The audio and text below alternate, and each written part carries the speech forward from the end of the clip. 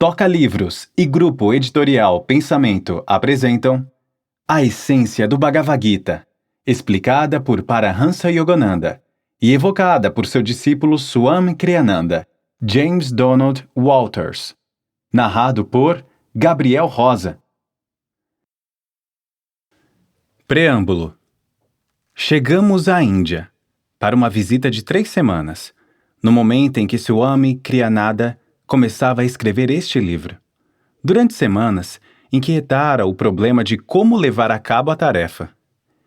Minha primeira ideia, disse-nos, era redigir um volume de poucas páginas, conforme, aliás, esclareci na primeira introdução que preparei. Por muito tempo, eu havia cogitado analisar o Gita inteiro, mas esse projeto, embora valiosíssimo para mim, também me intimidava, tanto por sua magnitude quanto por sua suprema importância. A perspectiva de que a chegada de vocês, prosseguiu ele, pudesse confundir minha linha de raciocínio foi exatamente o que me encostou à parede, no sentido de levar-me à solução do dilema. Senti que devia iniciar o trabalho ou então esqueceria as ideias que já havia burilado para o projeto. Na verdade, foi só mais ou menos uma semana antes da nossa chegada que ele percebeu ter decidido, ou ter sido levado a decidir, elaborar não o resumo que havia planejado, mas o estudo do Gita inteiro. Durante o período de nossa visita, Swamiji, embora se comportasse como anfitrião dos mais amáveis, conversando conosco horas a fio, acompanhando-nos às compras e a jantares, passava todo o tempo livre trabalhando no seu manuscrito. Em resposta à nossa preocupação de que talvez o estivéssemos distraindo, tranquilizou-nos. Ao contrário, a presença de vocês tem sido muito útil para mim. Acho o projeto tão imponente que me sinto quase esmagado por ele. Vocês me ajudam a encará-lo com serenidade, um dia de cada vez. Suas opiniões também têm sido úteis, e embora não aprofundem as que já trago nítidas no espírito, pelo menos me mantêm com os pés no chão mentalmente, enquanto luto com conceitos sutis que preciso, seja como for, tornar acessíveis a todos. Depois da nossa partida, outras pessoas visitaram Swamiji. Ele fez como antes, assegurando-lhes que, longe de perturbá-lo, mantinham-no com os pés no chão, ligando o que escrevia a necessidades e realidades concretas. Parece incrível, mas Swamiji terminou sua tarefa, que compreendia no primeiro esboço 600 páginas, em menos de 2 meses. Para todos, e até para ele mesmo, aquilo pareceu um milagre. Felizmente, explicou-nos, tenho ótima memória e posso evocar com clareza os dias que passei na companhia do mestre, lendo de ponta a ponta seu manuscrito e ajudando-o a prepará-lo. Disse-lhe, na ocasião, Senhor, esta é a melhor coisa que jamais li. Nós, ao examinar o manuscrito, achamos o mesmo. Um dia, Swamiji falou-nos, sinto como se o mestre também trabalhasse enquanto escrevo, não apenas através de mim, mas comigo. Para nós, este livro, um dos 85 que Swami Kriyananda escreveu ao longo da vida, é sua obra-prima, sem que haja a necessidade de dizer-lhe, o ouvinte prontamente constatará que se trata de um livro inspirado. Qual autor, de outro modo, sobretudo um que tenha sempre trabalhado com afinco para tornar simples e claros seus pensamentos, realizaria uma tarefa dessas em menos de 2 meses? Ele próprio nos confessou, na verdade eu pensava que teria de devotar 10 anos da minha vida à redação dessa obra. Acrescente-se a isso sua idade atual, 80 anos, e o que estamos dizendo parecerá bem a descrição de um trabalho de Hércules. Disse-nos Swamiji, meu único receio era não viver o bastante para vê-la terminada. Foi em maio de 1950, quando ele tinha apenas 23 anos, que seu guru, Paramahansa Yogananda, convidou-o ao seu retiro a fim de prepararem juntos a edição de seus comentários sobre o Bhagavad Gita. Swamiji morava a uns 7 quilômetros de distância, no retiro dos monges, e ocupava-se do preparo, sempre põe entre aspas o trabalho que então executou, o que reflete quão jovem era na época, do estudo do mestre sobre o Rubaia de Omar Khayyam. O mestre o mantivera consigo durante os primeiros dias, ditando-lhe os comentários a respeito do Gita. Depois, pedira-lhe que continuasse a tarefa sozinho, enquanto ele se concentrava inteiramente nos comentários. Agora estava pronto para começar o trabalho com Swamiji, a quem na época chamava de Walter, no preparo do novo manuscrito. O mestre havia dito a seus discípulos monges em janeiro daquele ano, quando levou Walter consigo para o deserto. Orei à Mãe Divina e perguntei-lhe quem eu deveria escolher para me ajudar na tarefa de preparar o livro. Tua face apareceu, Walter. Por isso estou te convocando. Em maio, após completar o manuscrito, ele pediu ao jovem discípulo que viesse para ajudá-lo na revisão do livro. Durante 2 meses, trabalharam juntos. No dia em que Walter chegou, seu guru exclamou com entusiasmo: uma nova escritura nasceu. Milhões de pessoas encontrarão Deus graças a ela. Sim, milhões, não milhares. Eu vi, eu sei. Na ocasião, ele disse a seu discípulo: tua tarefa neste mundo é ensinar, escrever e publicar. Mais tarde acrescentou: divulgando minhas palavras, tu próprio crescerás espiritualmente. E acrescentou, como já lhe assegurara, diversas vezes: tens um grande trabalho a fazer. Parece claro, em retrospecto, que Yogananda sabia desde o começo que Kriyananda estava destinado a publicar seus comentários sobre o Gita. No entanto, a despeito das muitas indicações de que realmente o sabia, o mestre não poderia dizê-lo por enquanto. Outro editor, bem mais velho que Walter, já estava encarregado da tarefa. Enquanto isso, Kriyananda tinha mais o que fazer. Foi encarregado por seu guru de cuidar dos monges. Escreveu cartas para o mestre. Reorganizou a sua comunidade. Viajou muito, dando palestras. Ensinou e orientou as atividades de inúmeros centros pelo mundo afora. Muitos anos se passariam ainda antes que se cumprissem as profecias do guru a respeito da obra de sua vida. Yogananda percebeu sem dúvida que seus comentários sobre o Gita não viriam à luz naquele ano, conforme desejava. Sua pressa em vê-los imediatamente publicados deve ter sido motivada pela certeza de que isso deveria acontecer enquanto vivesse. Do contrário, a publicação se arrastaria por anos. De fato, só foram publicados em 1995, 45 anos após terem sido terminados.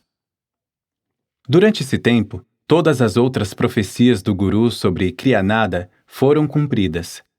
A grande obra que o mestre havia antevisto incluía a redação de 85 livros, a composição de 400 peças musicais e a fundação de 7 comunidades onde hoje cerca de 1.000 pessoas vivem entregues a Deus. Além disso, ele tirou mais ou menos 15.000 fotografias, muitas das quais figuram nas obras que publicou. Em 1990, após passar 40 anos produzindo livros e músicas de cunho espiritual, fazendo palestras e ensinando milhares de pessoas no mundo todo, sentiu-se inspirado a publicar as palavras do seu mestre.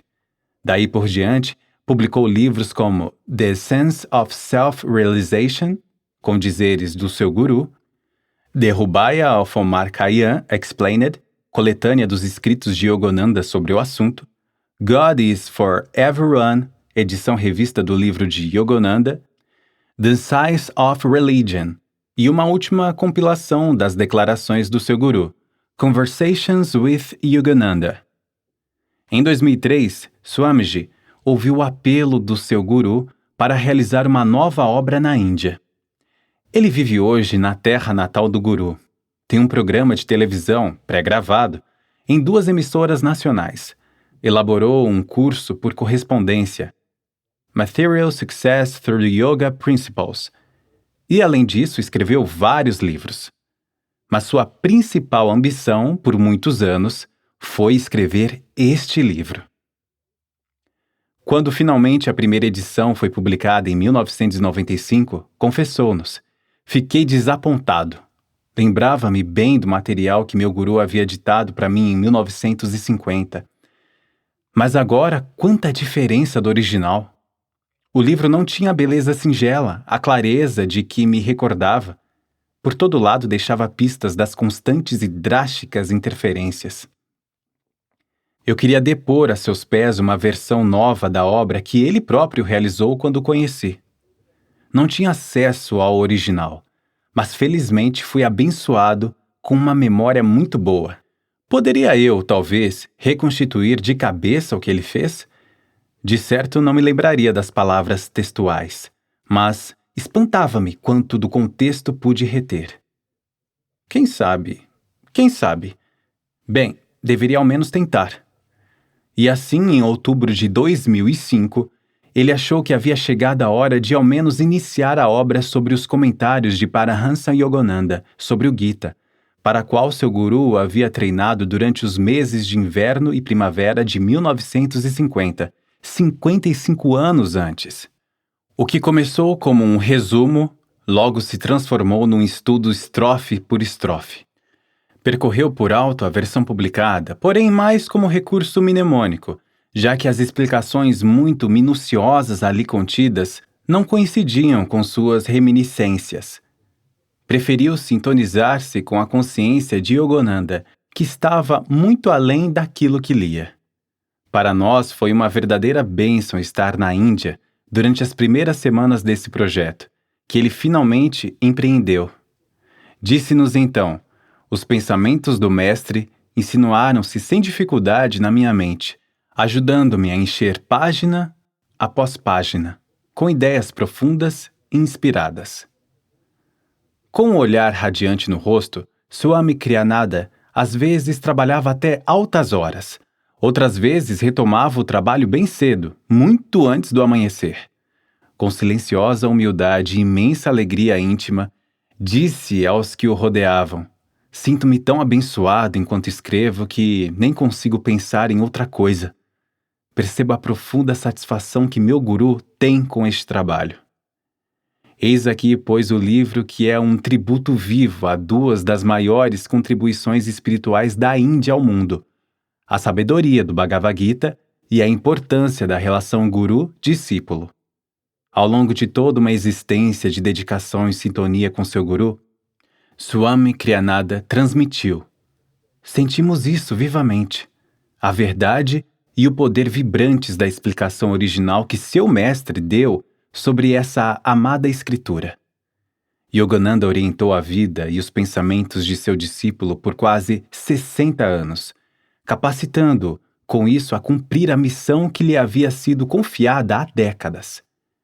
Parece-nos que essa grande escritura, conhecida era simplesmente como o Bhagavad Gita, a canção do Senhor, teve de esperar por nossa época, onde impera a consciência renovada de que matéria é energia e de que o ensino da religião deve basear-se tanto na revelação quanto no discernimento. Como está dito no Bhagavad Gita, capítulo 10, verso 11, por pura compaixão, eu, o Um Divino que reside em todas as coisas, acendi seu coração a lâmpada fulgurante da sabedoria. Possa também o ouvinte encontrar a luz divina que mora dentro de si por meio dessa grande e nova revelação de uma escritura antiga, imemorial. Jyoti e Devinovac. Nota explicativa. Os números dos capítulos deste livro não têm nenhuma relação especial com os 18 capítulos do Bhagavad Gita. No texto que se segue, todas as referências a capítulos são aos capítulos do Gita, não aos 31 do presente comentário. Explicações sobre a pronúncia e a grafia. As palavras sânscritas, escritas com JN, mas pronunciadas com GY, levemente nasal, são tratadas de maneira fonética neste livro. O que se segue é o excerto de uma conversa que mantive com meu guru, Paramahansa Yogananda, em 1950. Percorríamos alguns dos seus escritos quando nos deparamos com o vocábulo Gyana, sabedoria. Jnana, observou ele. É como os estudiosos geralmente o grafam. Não sei por quê, não se pronuncia Jnana. Mas de que outro modo você o pronunciaria se só o vê transliterado assim? Eis um exemplo simples do pedantismo acadêmico. Guiana seria mais correto, embora no sânscrito puro exista um som nasal que os estudiosos tentaram futilmente captar com seu janana. Outra transliteração que os intelectuais preferem, prosseguiu meu guru, é o V em lugar do B. Não grafam Bibaswat, mas Vivaswat. Nem Biasa, mas Vyasa. Na verdade, em muitas línguas, só havia uma pequena diferença, quase imperceptível para os estrangeiros, entre o B e o V, mas o som de B, para o sânscrito, aproxima-se mais do correto. Prefácio. Por que este livro? Este livro, que se segue à publicação de God Talks with Arjuni pela Self-Realization Fellowship e Yogoda Satsanga Society, foi escrito em resposta a uma necessidade publicamente expressa de uma versão mais simples e mais clara do tema. A primeira versão só apareceu 45 anos após ser escrita. É exaustiva e abrangente, mas como algo pode ser abrangente sem ser completo?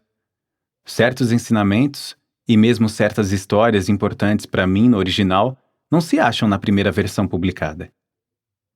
Devo esclarecer que trabalhei pessoalmente com Paramahansa Yogananda enquanto ele redigia a maior parte desta obra. Ele disse aos monges em 1950, antes de retirar-se para o deserto a fim de executar a missão: perguntei à Mãe Divina quem eu deveria escolher para me ajudar na tarefa de preparar o livro. E tua face, Walter, era assim que me chamava. Apareceu. Para certificar-me, consultei-a mais 2 vezes. E mais 2 vezes, tua face apareceu. Por isso estou te convocando. Li o manuscrito original e nele trabalhamos juntos, embora não muito a fundo. A cópia que usei e existe ainda nos arquivos da SRF contém minhas anotações. Estava eu, então, no início da casa dos 20 anos e não tinha a necessária experiência como editor. Agora estou beirando os 80 anos. Creio haver amadurecido nessa função, sobretudo pelos 85 livros que, espero, tenho ao meu crédito. O que ele ditava era fluente, fácil de entender e belo. Lembro-me de ter exclamado na ocasião: Senhor, esta é a melhor coisa que jamais li.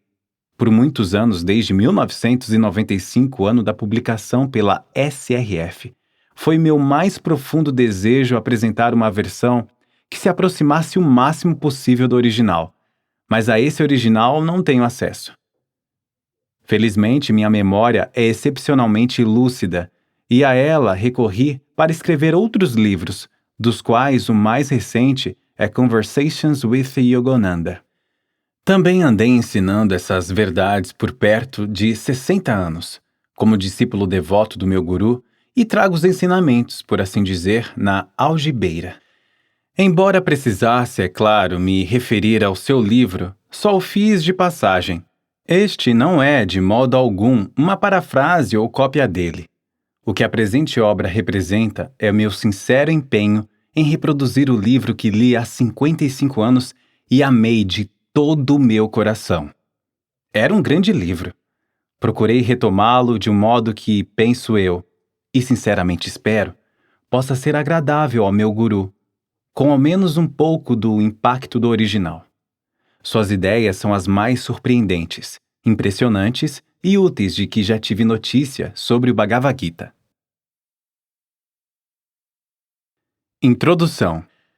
Esta obra contém uma exposição dos significados ocultos no Bhagavad Gita, tais como foram explicados por meu grande guru, Paramahansa Yogananda, e, antes dele, por toda uma linhagem de mestres. O ouvinte hoje se vê diante de um amontoado quase assustador de traduções do Bhagavad Gita e comentários sobre uma escritura que, pelo fato mesmo de ser universal, convida cada pessoa a considerá-la nos termos de sua visão peculiar da verdade. Quem é ativo por natureza encontra no Gita orientação sobre como se comportar sabiamente para livrar-se do apego emocional ao mundo. Quem é por natureza racional extrai dele lições supremas a respeito das atitudes impessoais necessárias para viver com sábio e calmo desprendimento. As pessoas devotas retiram do Gita inspiração para amar unicamente a Deus.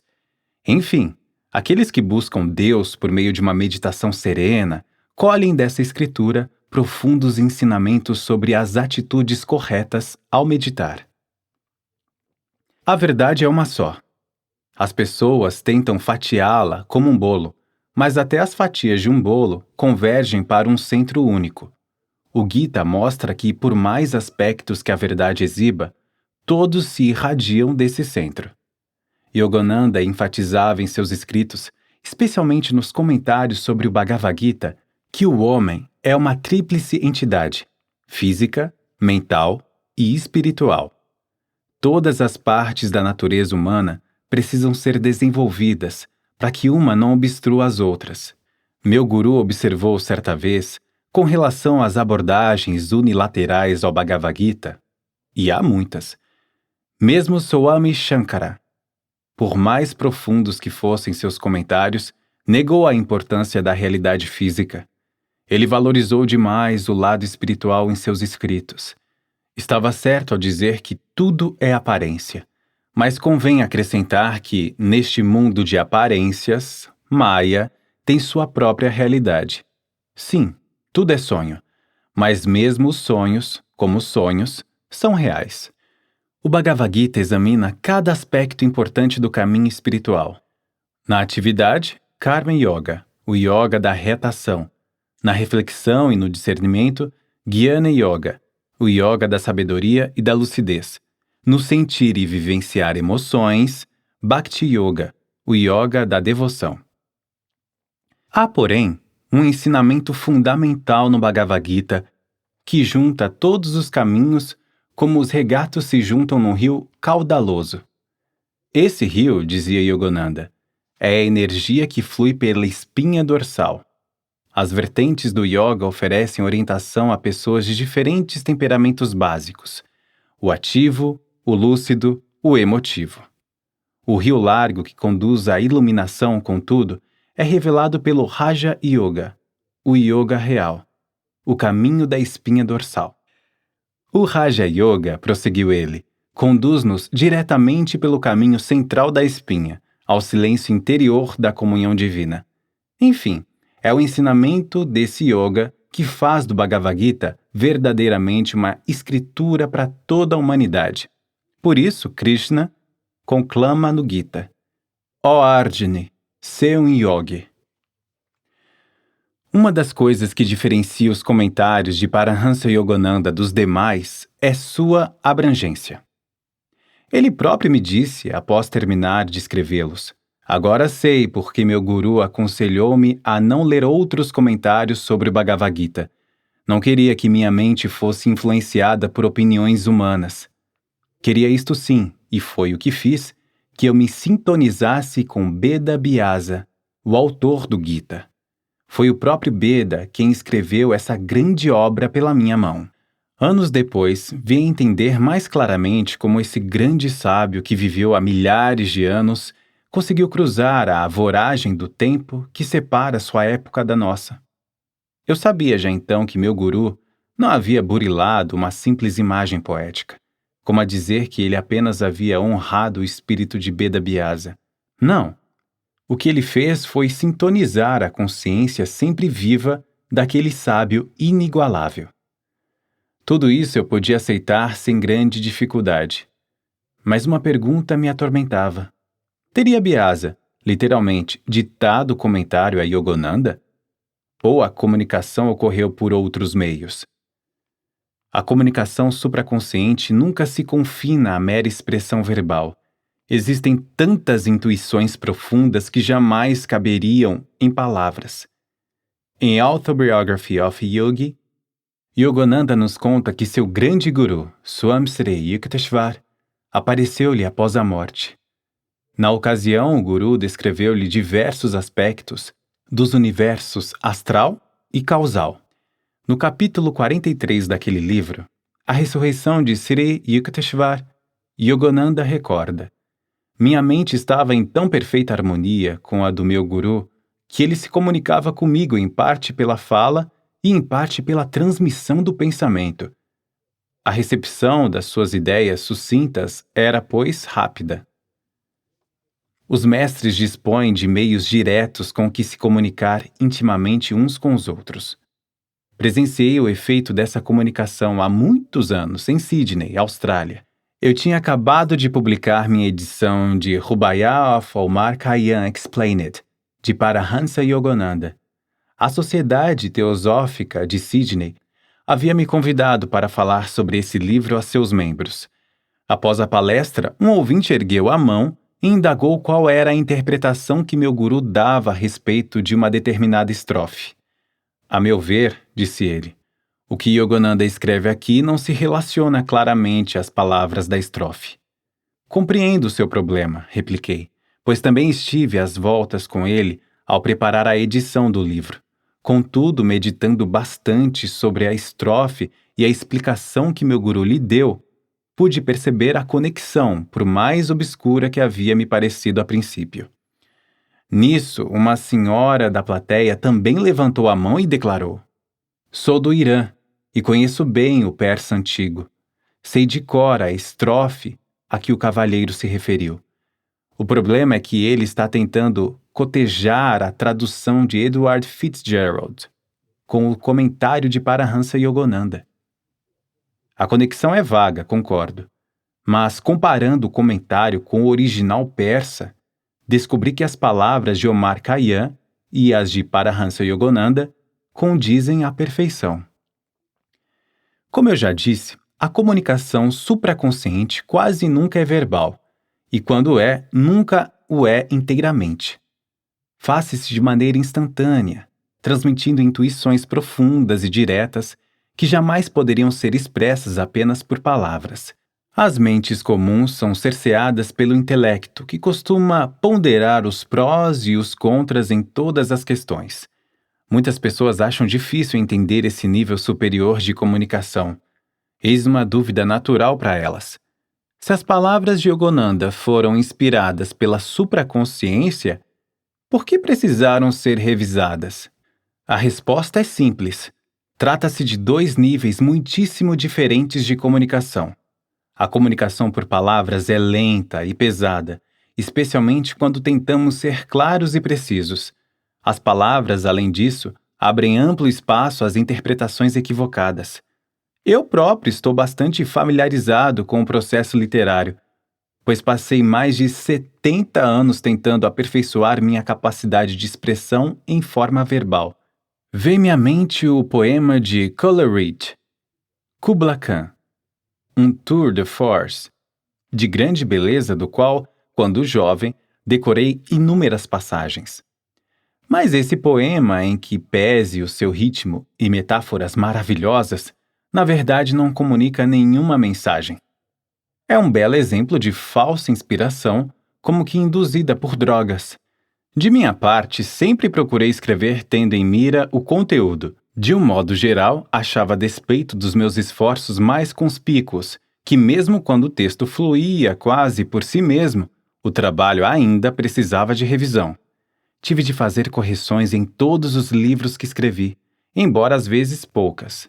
Corrigir é como instalar encanamentos, ajustar palavras, frases e períodos de modo a permitir que as ideias fluam livremente.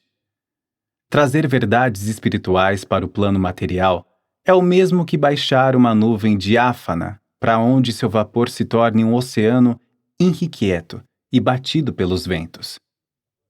O próprio processo de transferência dificulta o processo de criatividade. Quando o fluxo criativo é vigoroso, não se pode atentar preferencialmente para o aprimoramento do modo exterior de expressão. Entendo bem por que os grandes mestres quase nunca burilam suas frases com o cuidado exigido por um estilista meticuloso e elegante. Cabe a seus discípulos, se houver algum dotado da necessária competência, juntar as peças. De fato, como meu guru me confidenciou, essa seria a maneira pela qual eu próprio cresceria espiritualmente. Deus criou o universo de maneira semelhante, manifestando sua consciência por meio de camadas de ideias, energia e níveis sutis de matéria que foram se adensando em minerais grosseiros. Antes de ditar, Paramahansa Yogananda erguia as pupilas para o olho espiritual em sua fronte. Depois, em ritmo cadenciado a fim de dar à sua secretária, Dorothy Taylor, tempo para datilografar o que ouvia, falava à medida que as instruções lhe brotavam do íntimo. Raras vezes o vi baixar desse elevado nível divino para tecer comentários, ou, de vez em quando, comparar o que estava dizendo com a interpretação de Swami Pranabananda, um discípulo livre de Lahiri Mahasaya. Penso que o livro desse Swamiji servia-lhe para averiguar se algum detalhe importante não estava sendo omitido naquilo que fluía através dele. Ao ver seu trabalho terminado, ele exclamou repetidamente, com alegria arrebatadora e êxtase: "Uma nova escritura nasceu!" Milhões, acrescentou, encontrarão Deus graças a ela. Sim, milhões, não milhares. Eu vi, eu sei. Tive o privilégio de ler o manuscrito e ajudar meu guru durante o processo de revisão, no qual ele próprio se empenhou a fundo. Ao contrário de muitas obras filosóficas, este livro era, conforme declarei em minha autobiografia, O Caminho, fresco e vivo, cada página um regato borbulhante de ideias originais. Graças ao toque seguro de um mestre consumado, verdades profundas se iluminavam aqui e ali com vestígios de gracioso humor ou histórias encantadoras e instrutivas, sempre enriquecidas com breves pinceladas de informação nova e às vezes surpreendente. Melhor que tudo, as verdades expressas no livro eram sempre ilustradas, por uma sequência de imagens. Nas palavras do meu guru, este livro veio inteiramente de Deus. Não é filosofia, o simples amor à sabedoria. É sabedoria. De novo ele exclamou com um sorriso beatífico: "Uma nova escritura nasceu." Capítulo 1. O que é o Bhagavad Gita? Bhagavad Gita significa a canção do Senhor. E é mesmo uma canção. Obra de arte ao mesmo tempo que afirmação da verdade. Com efeito, eu a chamaria de escritura perfeita. Declaro isso como ocidental criado na tradição cristã e agora crente devoto no Sanatana Dharma. O Gita, conforme o chamam afetuosamente na Índia, é a mais conhecida e amada escritura desse país. Texto conciso, profundo, poético e dos mais inspiradores. Foi com muita propriedade classificado como a Bíblia hindu, por ser a palavra definitiva da antiga religião do país mais antigo do mundo. As verdades do Bhagavad Gita são ensinadas com extraordinária clareza. Mas, fato interessante, devido a essa própria clareza, elas abrem amplo espaço à reflexão. Daí o valor dos comentários, de que existe grande número.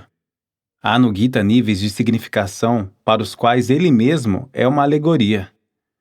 Baseio o conteúdo destas páginas nos comentários feitos por meu grande guru, Paramahansa Yogananda. Visitei-o em 1950, como mencionei na introdução, em seu retiro de 29 Palms, Califórnia, enquanto ele editava a maior parte da obra. Paramahansa Yogananda iniciou a redação declarando que o Bhagavad Gita é a quintessência dos antigos ensinamentos da Índia, dos quais o mais venerável e completo são os volumosos Vedas. Entender os Vedas não é fácil. Conforme explicou Swami Bharati Krishna Tirtha, o Shankarakari, de Govardhan Math, em Puri, o significado de muitas de suas palavras se alterou ao longo dos séculos desde sua concepção, devendo-se acrescentar que só foram lançados por escrito em idade tárdia, quando as pessoas já não conseguiam recitar de memória. A invenção da escrita não é indício de progresso da civilização, e sim de decadência da acuidade humana, que obrigou a registrar pensamentos em letras. Bharati Krishna Tirtha explica que inúmeras palavras de conteúdo profundo adquiriram, com o tempo, significados mais superficiais, As palavras mudam, é claro. Por exemplo, canav, patife, significava simplesmente rapaz, não mau rapaz. Esse termo, com efeito, vem do alemão Knab, com acepção de menino. De igual modo, a palavra go, no antigo sânscrito, queria dizer luz, e não vaca como agora. Os estudiosos ocidentais, diante de vocábulos como esses, confundiram o significado profundo dos Vedas. Somente pessoas com profunda compreensão espiritual conseguem penetrar a essência desses escritos antigos. A casta Brahmin, que se supõe muito versada, o que nem sempre é o caso nas escrituras, geralmente proclama seu tradicional conhecimento nesse campo com nomes que aludem a seus supostos graus na escala da cultura védica. Chaturveda, 4 Vedas, Trividi, 3 Vedas, ou Dubei, 2 Vedas.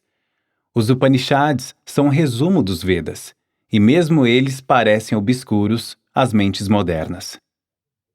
A quintessência dos Upanishads, por sua vez, encontra-se no Bhagavad Gita. A glória temporal do Sanatana Dharma, a religião eterna, nome antigo e verdadeiro do que hoje conhecemos por hinduísmo, foi, de maneira sucinta e atraente, apregoada nessa obra-prima que resiste ao tempo.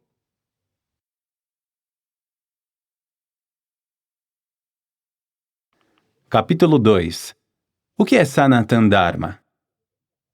O Sanatana Dharma compreende as verdades atemporais que estão enraizadas na eternidade. Elas antecedem a formação do mundo e não se confinam a nenhuma religião terrena. O Sanatana Dharma engloba, de fato, toda a existência manifesta. Na Índia, assume uma forma diferente de quaisquer outras religiões, porque não foi difundido por nenhum mestre e expressa a substância da sabedoria revelada em tempos remotos.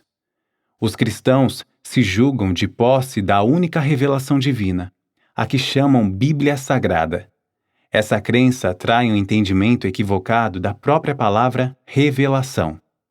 A Bíblia, mera declaração da verdade, não logra transmitir a experiência da verdade, que é o significado autêntico de revelação. A sabedoria não se contradiz. Todos os grandes mestres alcançam a mesma visão da verdade, una e eterna, a que damos o nome de Deus. A visão divina transcende diferenças sectárias. Ela é a contemplação direta da verdade atemporal, que forma a base do Sanatana Dharma. Essa verdade lembra ao homem quem e o que ele é. Uma alma divina, indestrutível. O verdadeiro propósito da Escritura reside, pois, em mostrar ao homem como encontrar a liberdade eterna em Deus. Jesus Cristo disse a todos os que buscavam a verdade: portanto, sede vós perfeitos, como perfeito é o vosso Pai Celeste. Mateus capítulo 5, versículo 48. A perfeição é o objetivo de toda religião verdadeira. A perfeição é um estado de existência, não de simples crença. O Bhagavad Gita, dessa perspectiva, é uma escritura revelada que, no entanto, enfatiza a necessidade da revelação íntima, sem a qual nenhuma palavra explicará a verdade. Os grandes mestres de todas as religiões, tendo conhecido Deus, o Ser Supremo, diretamente enfatizaram repetidas vezes, em todas as línguas, que o Espírito Supremo é a essência de tudo que existe. Muitos mestres autênticos explicaram que há inúmeros caminhos para se alcançar o divino. De fato, pode-se dizer que há tantos caminhos quanto seres humanos neste mundo. Cada qual tem de indicar sua busca da iluminação segundo seu próprio entendimento. Esse entendimento, por sua vez, depende das características humanas da pessoa, que o Bhagavad Gita descreve: devoção, ação reta, meditação e sabedoria, ou discernimento. Os nomes das grandes religiões do mundo, cujas principais são o budismo, o cristianismo, o hinduísmo, o judaísmo e o islamismo, podem suscitar equívocos quando não parecem expressar as necessidades espirituais de sua época. A verdade precisa ser exposta de acordo com a compreensão das pessoas a quem é ensinada. Buda surgiu num tempo em que os homens passaram a depender dos rituais védicos de tal maneira que esperavam favores divinos, repetindo cerimoniais e fórmulas orais, sem fazer nenhum esforço em prol da purificação pessoal e da autotransformação. Sua crença não passava de superstição. Buda não se insurgiu contra os Vedas em si. Insurgiu-se contra aqueles que dependiam excessivamente das práticas exteriores ali preceituadas. Jesus Cristo veio ao mundo quando os judeus pensavam que apenas pela obediência a regras religiosas, de novo sem autopurificação, agradariam a Deus. Maomé apresentou-se a um povo mergulhado na idolatria supersticiosa, povo que também ele não via a necessidade de autopurificação. Dentro do próprio hinduísmo, grandes mestres assumiram sucessivamente a missão de corrigir equívocos e distorções das verdades sutis do Sanatana Dharma. Swami Shankaracharya surgiu para sanar o erro, disseminado entre os budistas da época, de que Deus não existe. Deus existe, declarou ele, mas sem forma eterna. Deus é Satchidananda, uma bênção. É assim que Paramahansa Yogananda traduz o termo. Sempre existente, sempre consciente e sempre nova. Em cada religião há, digamos, uma atitude, valiosa para uns, insignificante para outros. Há o melancólico anseio de eternidade do canto gregoriano, a solicitude pura e singela do budismo, a devoção jubilosa e vibrante, mas intensamente pessoal, dos cânticos hindus e o compromisso judaico de viver em harmonia com as leis de Deus. Vemos também no Islã uma submissão heróica à vontade divina. Tudo isso, de certa maneira, se inclui naquilo que Yogananda chamou de romance da religião, o espírito vigoroso que induz os devotos a viver as verdades divinas sem necessariamente saber que verdades são essas. Os caminhos para Deus variam amplamente segundo a natureza das pessoas e só superficialmente segundo suas diversas crenças religiosas. Assim, cristãos e budistas, inclinados à devoção, dirigem essa devoção de modo diferente, embora o fluxo de energia que ascende do coração seja o mesmo. As pessoas de natureza ativa e prestimosa podem servir em nome de Jesus Cristo, Buda ou outro grande mestre, mas o princípio de serviço é o mesmo, não se concentrando no eu insignificante de quem quer que seja. Quem tem natureza propensa ao discernimento desenvolve a serenidade e se livra das paixões conforme seu sistema religioso. Mas, em qualquer caso, a sabedoria na atitude assumida é a de aniquilar as paixões e buscar a serenidade. Em todos os casos, pessoas devotas de diferentes religiões assemelham-se mais umas às outras do que aos membros de sua própria crença que seguem os caminhos díspares do serviço ou do discernimento. Os monges cristãos sentem maior afinidade natural com os monges budistas ou hindus do que com seus colegas de mosteiro. As preces e a música, a dedicação ao próximo e as atitudes calmas da sabedoria desapaixonada cruzam a barreira aparente das diversas crenças religiosas dentro de cada grupo, com mais facilidade do que as diferenças entre correligionários. Um aspecto verdadeiramente impressionante do Bhagavad Gita é sua universalidade. Quaisquer que sejam as necessidades de um dado povo ou época, essa grande escritura fala a todos do patamar mais elevado. No hinduísmo, como um todo, nenhum aspecto da verdade é rejeitado. Os ensinamentos hindus enfatizam o modo universal da vida que almeja a suprema realização espiritual. Esses ensinamentos se preocupam muito mais com a prática do que com a crença, descrevendo a luta de cada ego em sua longa ascensão de ignorância para a luz da autorrealização. Portanto, o ensinamento do Gita não é especificamente hindu, é todo abrangente. Ele não apenas se mostra isento de quaisquer laivos de sectarismo, como revela às pessoas que até suas experiências mundanas poderão, ao fim, ajudá-las espiritualmente, talvez ao cabo de inúmeras vidas, tecendo os fios da variada experiência humana na vasta tapeçaria que compreende a história da jornada de cada alma rumo à perfeição definitiva em Deus. É que essa jornada enfrenta inúmeras voltas e desvios. Só uma coisa pode apontar o rumo certo: a estrela guia da divindade que existe em cada um de nós. O Bhagavad Gita nos orienta nessa direção universalmente verdadeira. Capítulo 3. A Alegoria do Gita. A história em que o Bhagavad Gita se baseia é um curto episódio da mais volumosa epopeia do mundo, o Mahabharata. O Gita põe em cena duas personagens de destaque dessa epopeia, Arjuna e Krishna, que transitam entre dois grandes exércitos alinhados para a batalha no campo de Kurukshetra. Arjuna simboliza o devoto, a pessoa que busca a salvação divina e a união com Deus. Krishna simboliza o próprio Deus, o eu divino em cada ser humano. Assim, nos ensinamentos hindus, autorrealização aparece como o verdadeiro objetivo de toda a luta espiritual, independentemente da religião. Os dois conceitos, autorrealização e conhecimento de Deus, são sinônimos. Na história do Mahabharata, Arjuna convida Krishna para ser seu cocheiro. O Bhagavad Gita é o relato do diálogo que ocorre enquanto Krishna conduz Arjuna no carro de guerra para o espaço entre os dois exércitos, atendendo ao pedido de Arjuna, que queria observar de perto as duas forças em confronto. Arjuna, seus irmãos, os Pandavas e todas as tropas que o seguem simbolizam os paladinos da virtude. Os inimigos são os Kauravas, primos dos Pandavas, liderados por Duryodhana, que havia usurpado o trono. O confronto é, como dissemos, alegórico, fato atestado, entre outras coisas, pelo próprio pedido de Arjuna.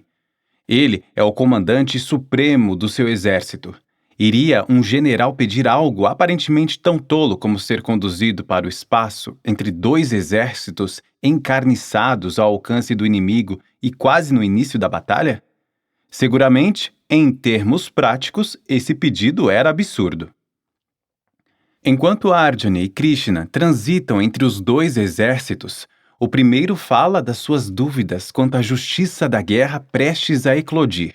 "Seria trucidar meus próprios parentes", exclama ele. "Como posso cometer semelhante pecado?" Krishna replica a essa dúvida muito razoável, descartando-a.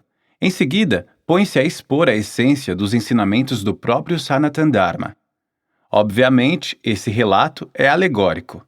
Os exércitos representam a oposição, no íntimo de todo ser humano iluminado, entre suas tendências superiores e inferiores. As superiores são suas qualidades boas, as inferiores, as que o induzem a buscar o engano ou o mal. A guerra de Kurukshetra não ocorre literalmente num campo de batalha qualquer, embora as campinas de Kurukshetra ainda possam ser percorridas na Índia. Esse local histórico e o relato que nasceu da guerra simbolizam o eterno conflito no interior do homem. Ao mesmo tempo, as verdades propostas no Gita aplicam-se a todos os níveis da vida, material, mental, emocional e espiritual. Paramahansa Yogananda insiste em que toda a grande escritura tem vários níveis, abordando as necessidades humanas, em cada um deles do ponto de vista da sabedoria divina. Assim, as lições de Krishna são verdadeiras também no sentido literal, já que salientam a necessidade da coragem numa luta justa, pois causas justas, evidentemente, existem.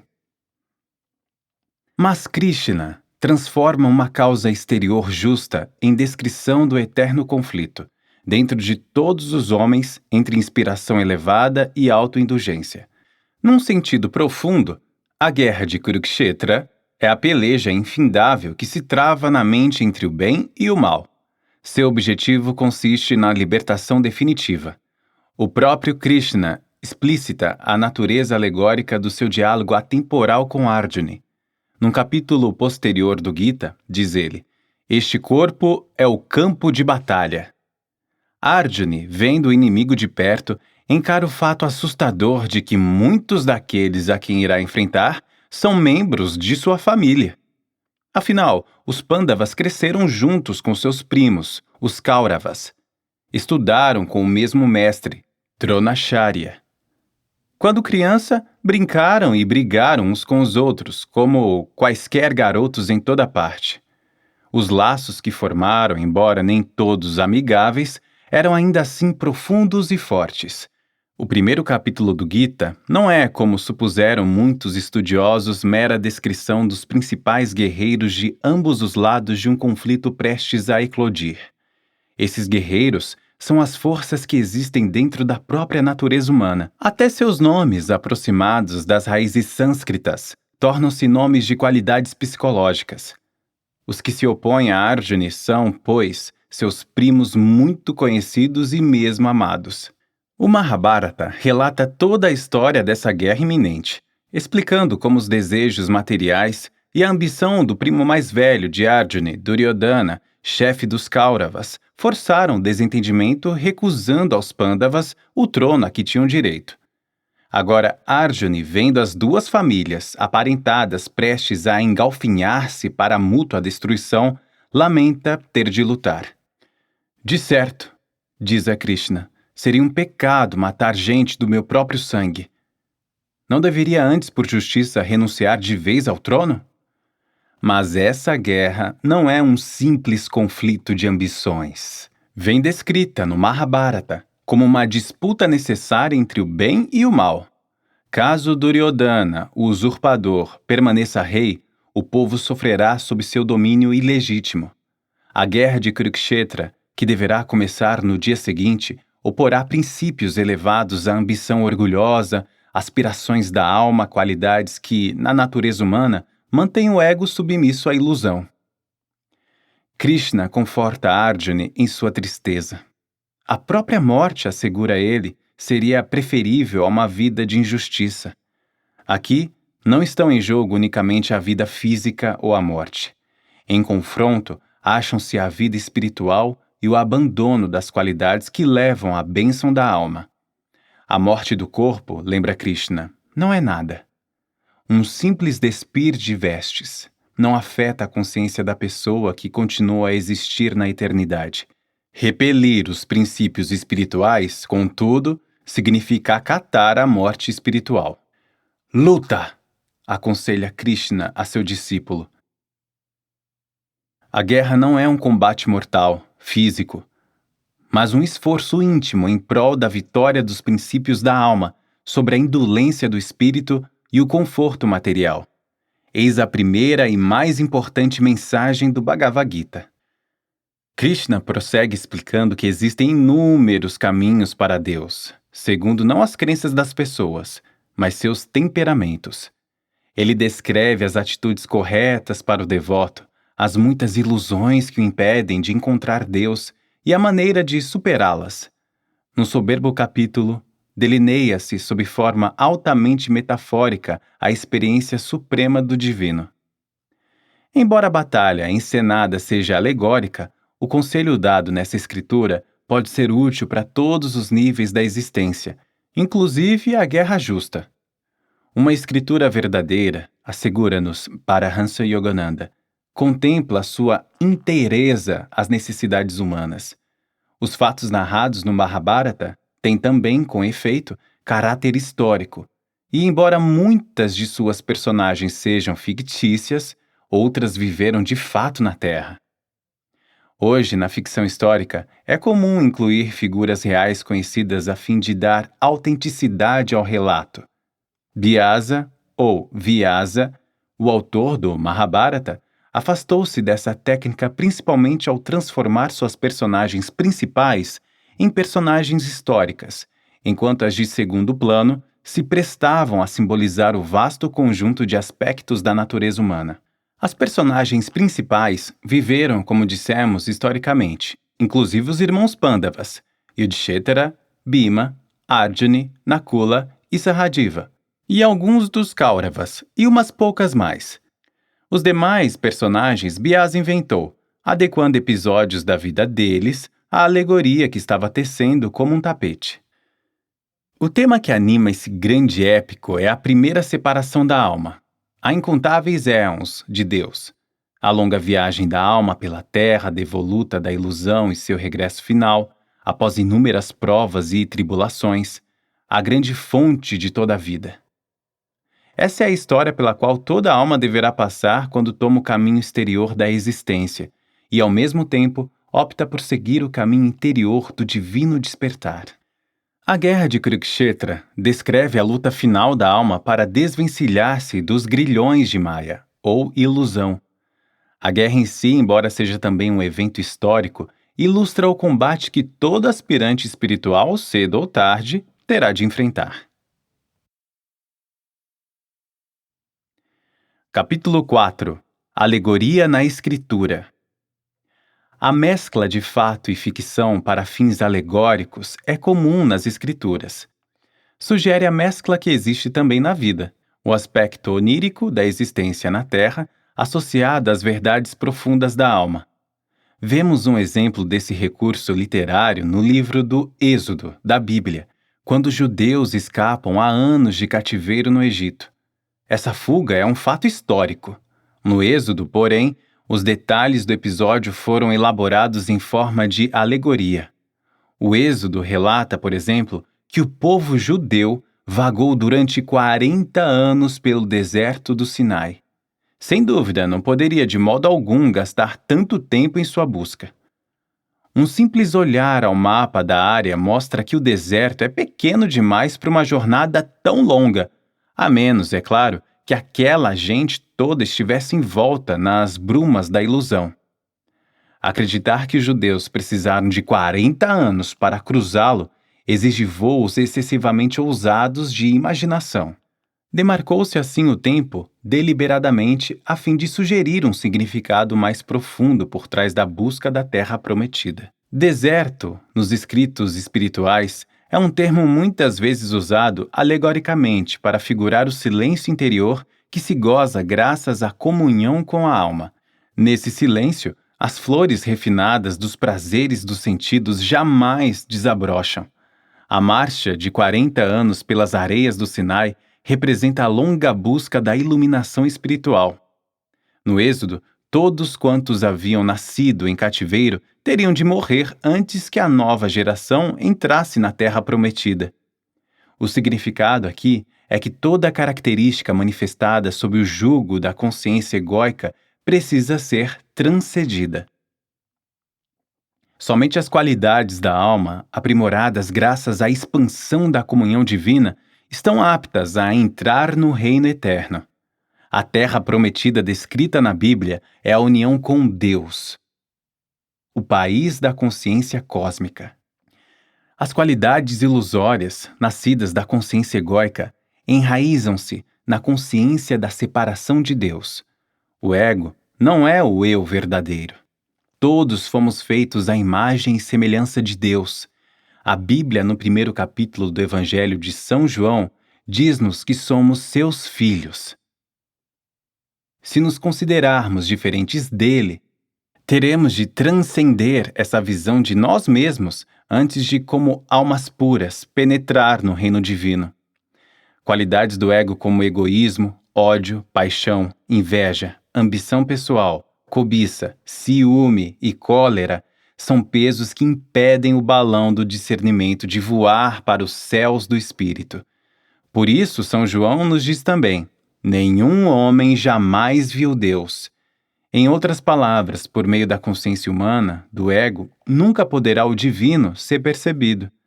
A verdade divina está muito acima das realidades humanas. E a Bíblia prossegue: porque os meus pensamentos não são os vossos pensamentos, nem os vossos caminhos são os meus, diz o Senhor.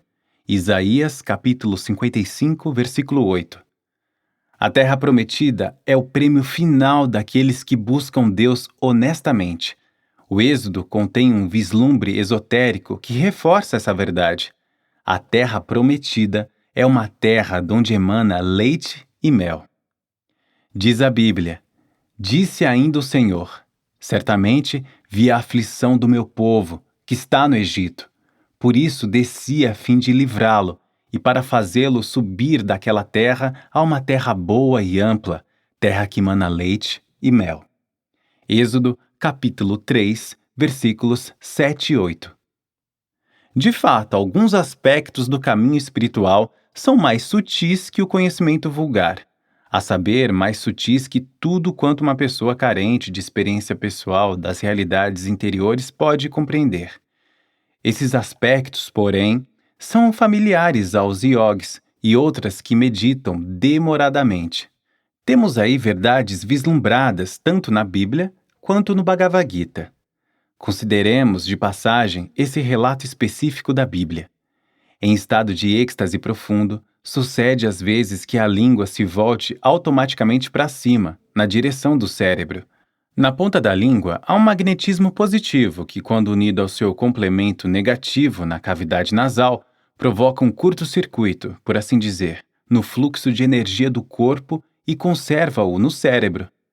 Graças a essa junção física, forma-se uma espécie de néctar, descrito pelos iogues como a contrapartida interior da união sexual exterior.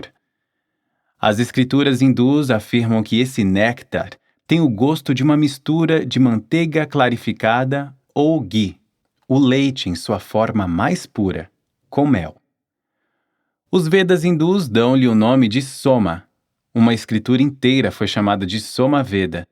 Esse néctar pode sustentar o corpo por longos períodos de tempo enquanto a alma permanece imersa no êxtase, conhecido nos ensinamentos do yoga como Samadhi. A Terra Prometida não é, pois, um mero local terreno. Israel simboliza a verdadeira pátria da alma, a consciência cósmica. Ressalva-se aqui que os judeus não eram, como raça, o povo eleito de Deus. Com efeito, havia e sempre houve os bons e maus judeus. A mesma mistura de santos e pecadores que se encontra em toda parte.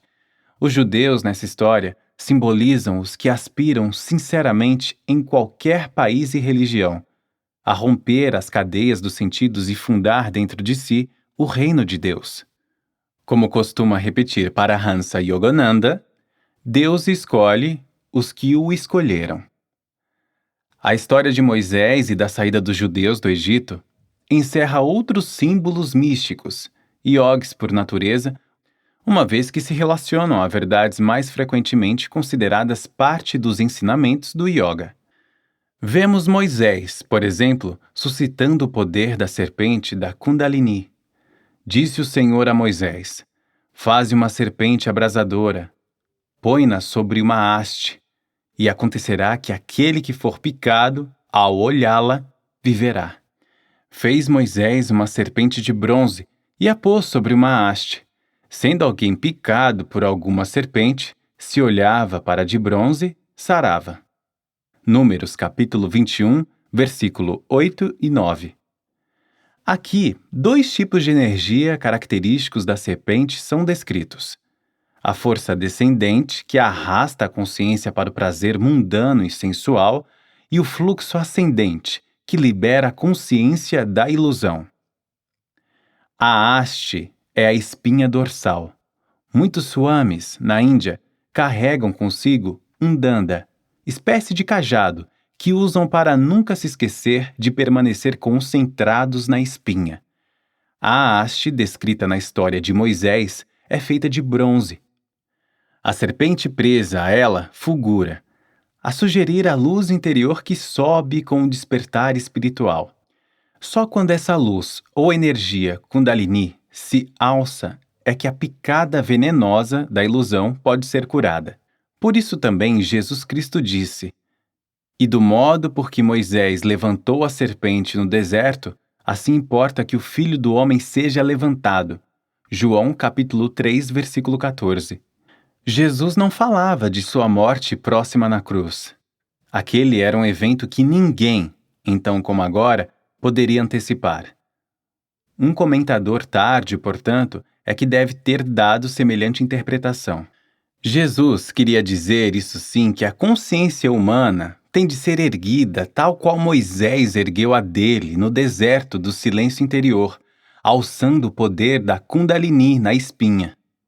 O autor destas linhas perguntou certa vez a Paramahansa Yogananda se Moisés foi um mestre espiritual.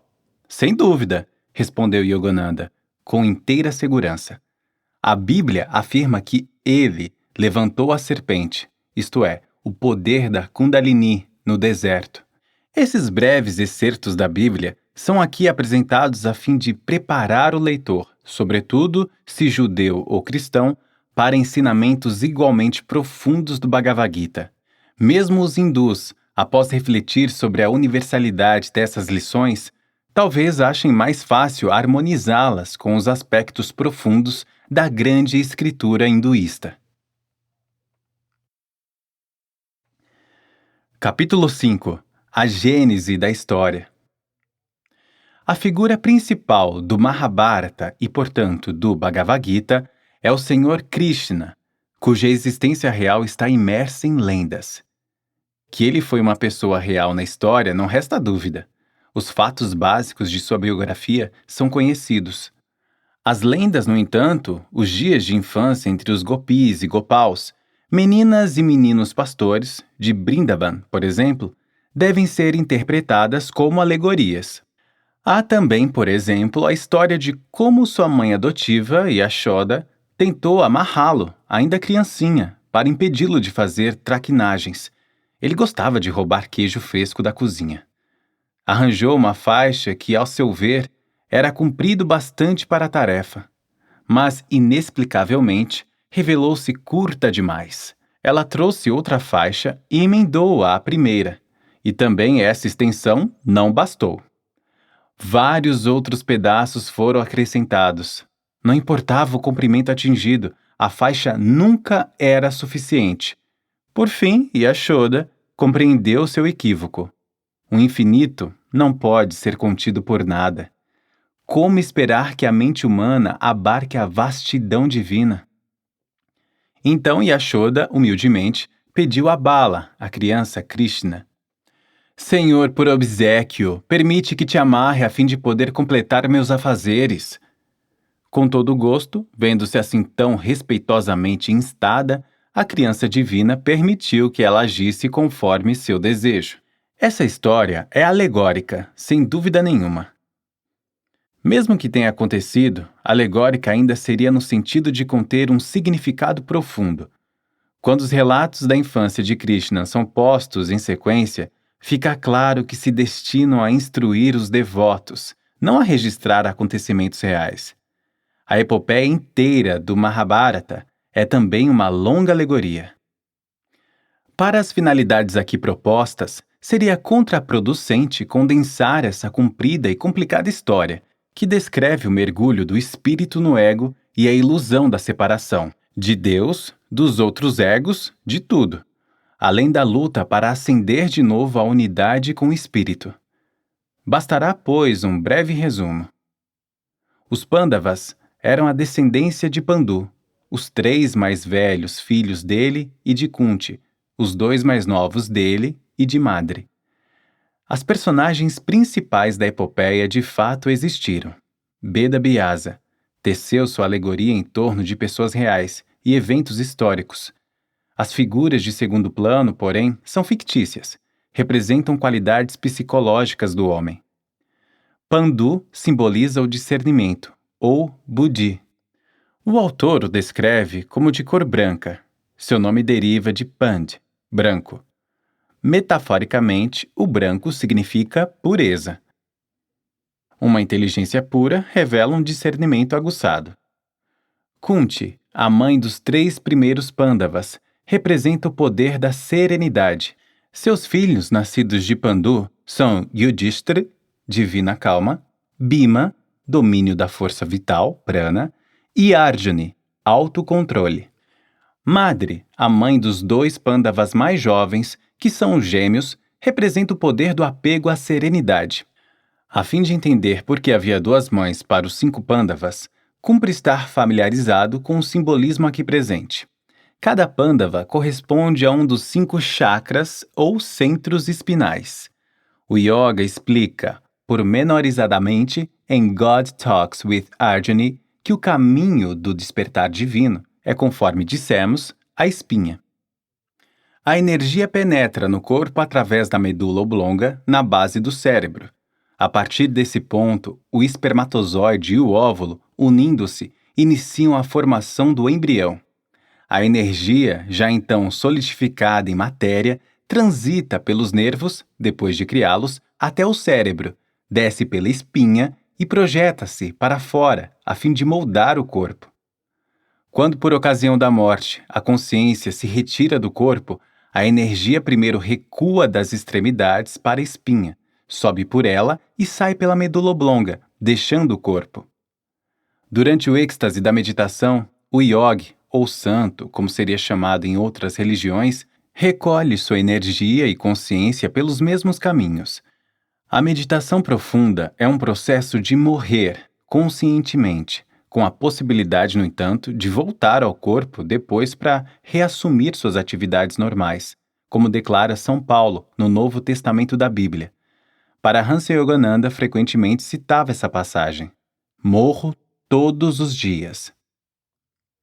Enquanto recolhe sua energia e consciência dos sentidos para a espinha dorsal, o yogi procura fazê-la subir pela espinha até o cérebro. Nota-se uma curiosa diferença no cérebro entre o yogi supraconsciente ou santo e a pessoa mundana, não iluminada. A medula oblonga tem dois polos, o negativo e o positivo. O negativo, Agya Chakra, acha-se na própria medula. O positivo, que reflete a medula, é o Kutastha, o olho espiritual localizado entre as sobrancelhas.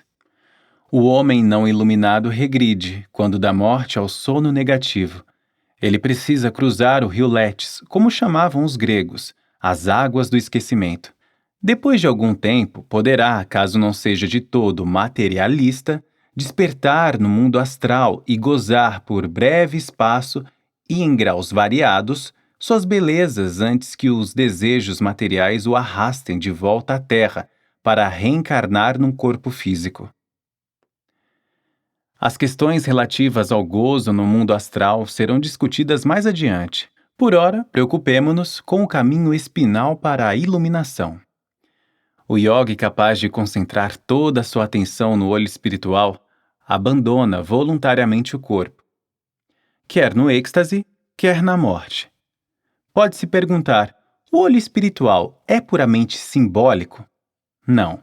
É real e constitui de fato um reflexo da luz da medula, a partir da qual a energia desce à espinha por 3 nadis, ou canais sutis de força vital, chamados Sushumna, Vajra e Chitra. O Brahmanadi é a espinha do corpo causal, assim chamada porque é o principal canal por onde Brahman, a divina consciência, desce para o corpo. O olho espiritual, quando visto com nitidez, é sempre o mesmo, um campo de luz azul escura, envolvido por um halo dourado e em cujo centro se destaca uma estrela de 5 pontas. A auréola dourada representa o mundo astral, o campo azul dentro dela, o mundo causal e também a onipresente consciência crística. A estrela no centro, o espírito para além da criação. Para Hansa Yogananda, explica que o homem foi feito, como diz a Bíblia, à imagem e semelhança de Deus, porque essa estrela de 5 pontas lembra um corpo humano, com as pernas afastadas, os braços estendidos lateralmente e a cabeça no alto. O homem tem mesmo a forma de uma estrela. Simbolicamente, cumpre acrescentar, uma estrela de 5 pontas com a quinta voltada para baixo não é nada auspiciosa. A espinha é o canal principal por onde a energia flui. O fluxo ascendente da energia pode ser bloqueado por alguns plexos na espinha, de onde ela passa para o sistema nervoso e daí para o corpo, sustentando e ativando os diferentes órgãos e membros. Quando em meditação profunda o yogi transfere energia do corpo exterior para a espinha e a faz subir para o cérebro, ele encontra essa passagem bloqueada pelo fluxo externo de energia proveniente daqueles plexos, chamados centros, em nossas traduções dos tratados yogis. No original sânscrito, recebem o nome de chakras. A energia de cada chakra deve ser conduzida para a espinha, a fim de prosseguir sua jornada ascendente. Cada Pandava, no Mahabharata, representa um dos chakras espinais, da base até a medula oblonga. Na alegoria, Draupadi simboliza o poder da Kundalini. Draupadi, em virtude de uma série de circunstâncias que não precisam ser mencionadas aqui, torna-se esposa de todos os 5 irmãos Pandavas. O que é então a Kundalini? Quando penetra no corpo e desce pela espinha, a energia fica, por assim dizer, bloqueada no polo inferior, cujo oposto é o Anahata Chakra, no coração. Para que a energia possa subir pela espinha, é necessário, primeiro, que a Kundalini seja despertada. Quer dizer, seu domínio sobre a consciência material tem de ser anulado. A extensão desse domínio depende do grau de apego à matéria na mente. O desapego à matéria liberta a energia, que pode então subir pela espinha. À medida que vai passando pelos chakras, vê-se impedida como que por uma porta fechada. Esse bloqueio se deve ao fluxo de energia que escapa para fora através dos plexos. A Kundalini ascendente precisa acordar espiritualmente cada chakra. Quando o portal deste é aberto, uma nova onda de discernimento e poder espiritual é liberada, aguçando a percepção. No Muladhara, ou centro coxígeo, o chakra mais baixo na espinha, a energia despertada pela Kundalini e a mover-se para o alto tem como símbolo o mais jovem dos Pandavas, Sahadeva. O próximo chakra no caminho para cima, Sadhisthana, ou centro sacral, é representado em sua energia ascendente por Nakula, o mais velho dos gêmeos. Esses gêmeos são a prole de Pandu e Madri, com Madri simbolizando o poder do apego à serenidade. Despertado o segundo chakra, a energia flui dali para os chakras superiores, onde é simbolizada pelos filhos de Pandu e Kunti. Kunti, o poder da serenidade. A diferença entre as qualidades de Madri, o poder do apego à serenidade, e Kunti, o poder da serenidade, reflete o grau de envolvimento do ego. No apego à serenidade ainda há muito do pensamento inferior, eu sou sereno. A serenidade em si é abstrata, não revelando mais a consciência pessoal de possuí-la. Quando reinicia a subida a partir do Sadhisthana, ou centro sacral, a energia, de novo, se vê bloqueada no Manipura, ou centro lombar oposto ao umbigo. Esse chakra é simbolizado por Arjuna. O chakra seguinte é o Anahata, o centro do coração, ou dorsal, representado por Bhima. Finalmente, o último e mais elevado chakra da espinha é Vishuddha, o centro cervical, simbolizado por Yudhishthira. Cada chakra, uma vez desperto, proporciona, graças a esse estado, um certo vislumbre espiritual. Sahadeva, a energia ascendente do chakra inferior, propicia o poder divino da resistência, a tentação. Nakula, a energia no próximo chakra, o poder do apego à virtude. Essas duas qualidades são os yamas e niyamas, do caminho óctuplo para a iluminação segundo Patanjali. O poder de evitar o erro e aderir ao acerto. Temos aí os 2 poderes que constituem a base imprescindível para toda evolução espiritual séria. Arjuna, o príncipe dos devotos, conforme o chama Krishna no Gita, reside no Manipura, ou centro lombar, e representa o sólido autocontrole. Esse autocontrole se aprimora quando o yogi se torna apto a seguir as regras prescritivas e proibitivas do caminho espiritual. Bhima, o segundo irmão mais velho, representa a qualidade do coração e também o controle da força vital. No Śrīmad Bhagavatam, outra escritura profunda do mesmo autor, Veda Vyasa, o devoto é instruído a visualizar seu coração, enquanto medita sob a forma de lótus. Deve voltar mentalmente as pétalas para cima, a fim de permitir que a energia flua na direção do cérebro. Os desejos do ser humano concentram-se no coração. O yogi precisa dirigir cada raio da energia do desejo para o alto, na divina aspiração de alcançar o olho espiritual entre as sobrancelhas. O mais elevado dos chakras espinais é o Vishuddha, ou centro cervical, logo atrás da garganta. Quando a energia acumulada nesse ponto é dirigida para cima, a mente adquire serenidade e expansão verdadeiramente divinas. O símbolo aqui é Yudhishthira, o mais velho dos irmãos Pandavas. Os gêmeos, prole de Pandu e Madre, representam o ego voltado unicamente para a liberdade interior e amparam o yogi principalmente em suas práticas espirituais. Os três irmãos mais velhos, filhos de Pandu e Kunti, o poder da serenidade, propiciam força e inspiração para a elevação interior espiritual. Portanto, é importante desde o início compreender que o Bhagavad Gita, tal qual o Mahabharata, no qual se baseia, proporciona sólida orientação e inspiração espiritual. É bem mais que uma escritura recheada de máximas piedosas. Trata-se de um guia eloquente e prático para a união com Deus. Mas mesmo que fosse apenas um manual para a bondade e a vida espiritualizada na esfera do cotidiano, ainda assim, teríamos nele uma grande e importante escritura.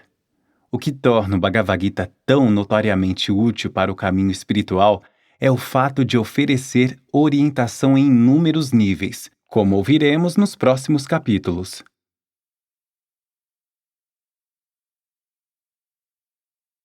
Capítulo 6. Por que primos? Por que inimigos? A infusão do espírito na matéria é explicada alegoricamente com o máximo cuidado no Mahabharata. Aqui passamos ao largo de boa parte do simbolismo dessa infusão, pois ela antecede a história do Bhagavad Gita. Devemos, ao contrário, começar do ponto em que nós próprios, seres humanos, entramos em cena. Essa portentosa escritura, com efeito, é a obra, não a história, da evolução espiritual do homem. Nossa real necessidade, conforme explica o Bhagavad Gita, não é saber como nos abismamos na ilusão, e sim como havemos de sair dela. Dhritarashtra, o pai dos Kauravas ou Kurus, teve por mãe Ambika, dúvida negativa. Nasceu cego. Como cego se é espiritualmente quando o conhecimento provém apenas dos sentidos. Pandu, pai dos 5 Pandavas, nasceu de Ambalika, co-esposa com Ambika, que representa a faculdade positiva do discernimento. Essas duas esposas de Bishtrabirya, o ego divino ou senso da divina individualidade, são os opostos que se equilibram, a dúvida negativa em face da faculdade positiva do discernimento. Dhritarashtra, a mente cega, com sua primeira esposa, Gandhari, símbolo do poder do desejo, gera Duryodhana e seus 99 irmãos. A segunda mulher de Dhritarashtra, Baixa, representa os vínculos formados em consequência dos desejos. Esses dão nascença a Yuyutsu, imagem da ânsia de combater ativamente para preservar os próprios desejos egoístas. Duryodhana, primeiro filho de Gandhari, simboliza os desejos inspirados pelo ego. Paramahansa Yogananda, em seus comentários do Gita, chama-o de Rei Desejo Material. Todas as tendências sensoriais subordinam-se ao desejo supremo do ego de alimentar sua própria importância. Pandu é filho de Ambalika. Ambalika, vale lembrar, representa a faculdade positiva do discernimento. Assim, Pandu simboliza a aplicação prática dessa faculdade positiva, ou seja, a inteligência lúcida positiva. Os Kauravas, ou Kurus, filhos de Dhritarashtra, a mente cega, são primos irmãos dos Pandavas, os filhos de Pandu. Esse parentesco se deve ao fato de descenderem todos da mesma consciência humana, mas são também inimigos, pois seus interesses se contradizem diametralmente. O campo de batalha é, como dissemos, a espinha dorsal. Aqui a guerra se trava entre as tendências inferiores, por um lado, que abismam a consciência no mundo dos sentidos, e as tendências superiores, por outro lado, que a elevam para a fonte verdadeira do espírito. Que essas duas forças fluem em direções contrárias na espinha, vemo-lo em muitas realidades corriqueiras da vida. Várias palavras que as pessoas empregam traem essa diferença. É de crer que existam expressões equivalentes a estas em todas as línguas. Estou por cima, sinto-me nas alturas, ou estou por baixo, desmoronei. E também em inglês, I feel uplifted, I feel high, I'm feeling downcast, I feel low. E em italiano, mi sento su e mi sento giù. Tais palavras devem sua existência a fatos simples da natureza humana. Quando a consciência e a energia sobem pela espinha, sentimos-nos felizes. Quando a energia e a consciência se movem para baixo, sentimos-nos deprimidos e amargurados. Se nossos sentimentos nos impelem a ceder aos desejos materiais, nossa energia desce pela espinha e depois escapa dali para dentro e através dos sentidos. A inspiração espiritual só ergue a energia e a consciência na espinha, direcionando-as para o olho espiritual. Em qualquer caso, a energia é a mesma, influenciando a mesma consciência. Características negativas como ódio, ciúme, raiva e luxúria pertencem tanto à família da consciência quanto às qualidades que, por serem positivas, erguem a percepção para o céu. Essas características ou qualidades positivas incluem o amor, a gentileza, o perdão, a compaixão e o autocontrole. Há, na maioria das pessoas, uma mescla de qualidades positivas e negativas. No ego, elas se identificam com ambos os grupos. O Bhagavad Gita revela um quadro fascinante da natureza humana. Mostra que cada pessoa é uma nação em si mesma, consistindo sua população de todas as suas qualidades boas e más. Verdadeiramente, cada qualidade humana pode, com inteira justiça, ser equiparada a um indivíduo. No fundo, nenhum de nós é aquilo que nos caracteriza, apenas manifestamos os traços de nosso caráter. Como escreveu Paramahansa Yogananda em Autobiography of a Yogi, os pensamentos têm raízes universais, não individuais. Características diversas desenvolvem-se em nós segundo a maneira como agimos e reagimos sistematicamente no mundo, em resposta a pessoas e circunstâncias. Ninguém em sua verdadeira natureza é essencialmente colérico, ciumento ou licencioso. Permitimos que essas qualidades se desenvolvam em nós, identificando nosso ego com coisas que nos acontecem ao longo da vida. Se o ego de uma pessoa se sente ameaçado e ela conclui que deve enfrentar a ameaça com coragem agressiva, pode com o tempo apurar estas duas qualidades, agressividade e coragem. Se, por outro lado, acreditar-se incapaz de encarar a ameaça com êxito, talvez vá aos poucos desenvolvendo uma postura temerosa, invejosa ou ressentida. Ao fim, as inúmeras experiências por que passou na vida e o modo como as enfrentou acabarão fomentando nela uma série de complexos. Em outras palavras, certos aspectos de sua natureza irão dispô-la ao ataque, enquanto outros a induzirão à maneira da tartaruga a um recolhimento autoprotetor. E outros ainda permanecerão choramingando aos fundos por causa dos golpes da fortuna adversa, quando não resolverem iniciar uma campanha de tagarelice maliciosa para pôr o mundo de seu lado. Haverá também todo um grupo promovendo à meia voz uma campanha de boatos malévolos, a fim de colocar o mundo de seu lado, enquanto outro grupo de cidadãos do país da mente, em termos figurados, se recolherá ao seu tugúrio para implorar tolerância, clemência, doce aceitação ou sereno desapego. As circunstâncias, assevera Paramahansa Yogananda, são sempre neutras. Achamo-las positivas ou negativas conforme as reações correspondentes do coração. São incontáveis as reações possíveis a praticamente todas as circunstâncias. Uma reação, às vezes, e isso acontece com a maioria dos seres humanos, parece-nos transitória, sem nenhum vínculo permanente com o eu ou a natureza da pessoa. Para dar um exemplo, de vez em quando podemos dizer algo pouco lisonjeiro a respeito de alguém e em seguida dar uma risadinha, como a significar: estão vendo? Minhas palavras grosseiras em nada me afetaram pessoalmente. A ação, porém, jamais acontece no vácuo. Todo ato, todo pensamento tem suas consequências específicas.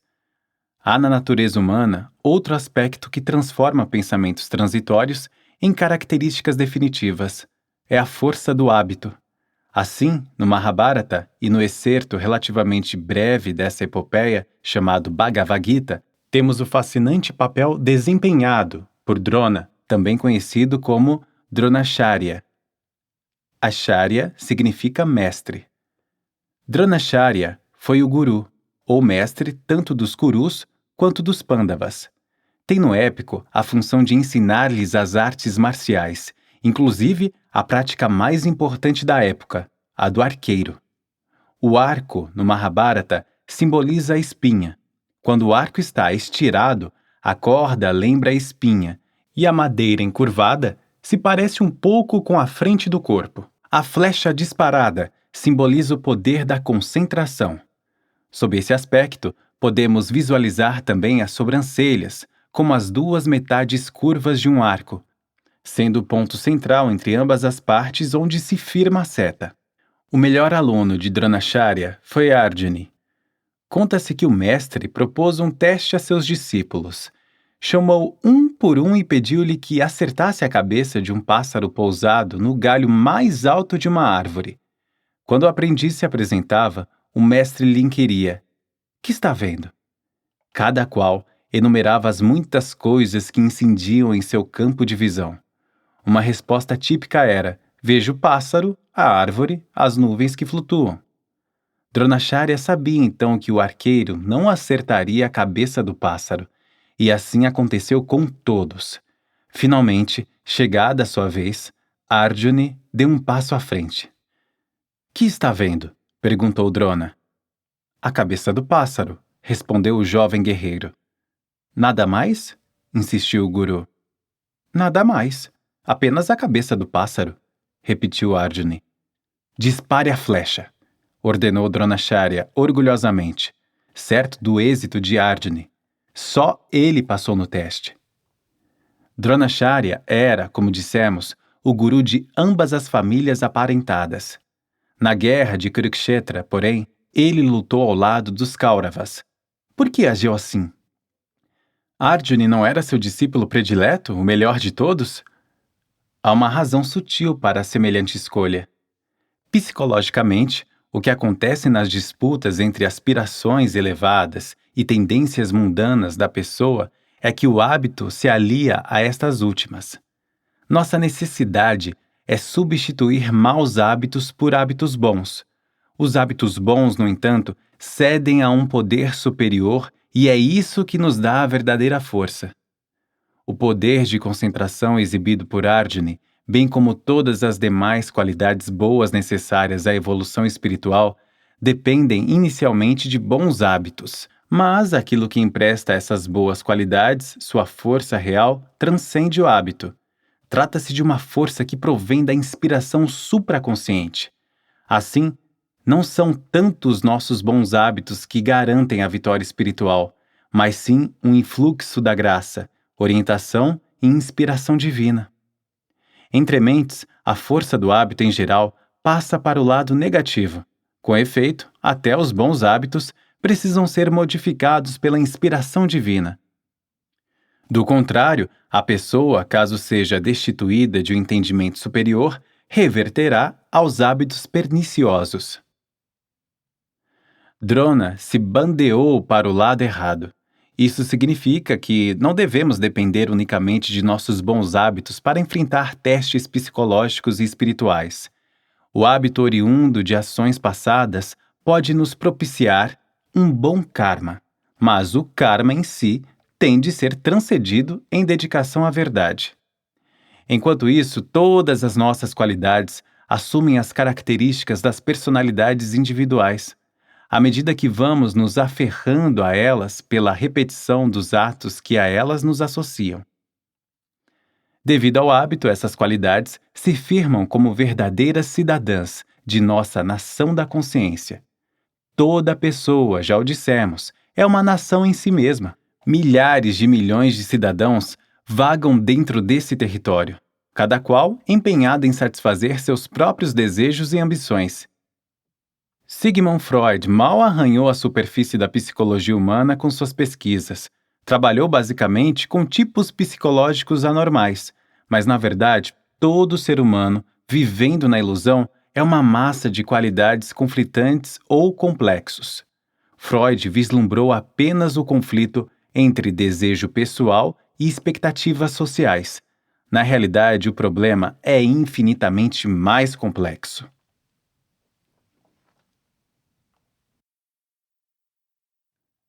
Capítulo 7. A espinha caminho para a salvação. Pense-se numa barra imantada. O que a diferencia de outros pedaços de metal, sobretudo de ferro, é o fato de suas moléculas se voltarem todas para uma direção só, produzindo com isso uma polaridade norte-sul.